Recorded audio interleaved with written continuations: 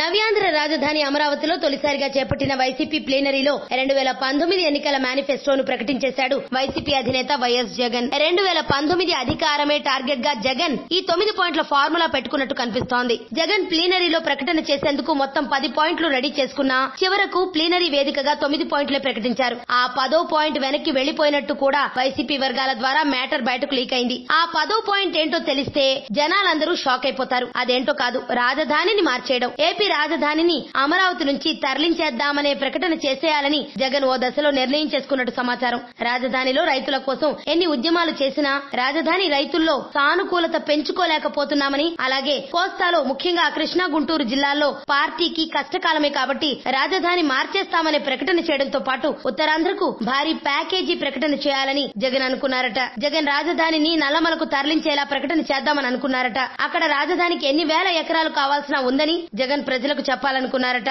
అయితే ఈ విషయం కోస్తా జిల్లాలకు చెందిన పార్టీ నేతలకు ముందుగానే లీక్ అయిందట. అదే జరిగితే తమ పని అయిపోయినట్టేనని వారు జగన్ ముందు తమ గోడు వెళ్లబోసుకోవడంతో జగన్ రాజధాని మార్పు ప్రకటన వెనక్కి తీసుకున్నాడని టాక్. జగన్ ప్లాన్ ఏంటంటే వైసీపీకి ఎలాగో కృష్ణా గుంటూరు జిల్లాలో మైలేజ్ రావడం లేదు. ఇక్కడ ఆశలు వదులుకుని ప్రకాశం కర్నూలు జిల్లాల మధ్యలో రాజధాని ప్రకటన చేస్తే సీమలో సీట్లన్నీ క్లీన్ స్వీప్ చేయవచ్చని ప్లాన్ చేశాడు. అయితే ఆ విషయం కోస్తా జిల్లాల వైసీపీ శ్రేణులకు తెలియడంతో తమకు పొలిటికల్ ఫ్యూచర్ ఉండదని డిసైడ్ అయి జగన్ ముందు లబోదిబోమన్నారట. దీంతో జగన్ చివరకు ఈ ప్రకటనపై వెనక్కి తగ్గక తప్పలేదని తెలుస్తోంది.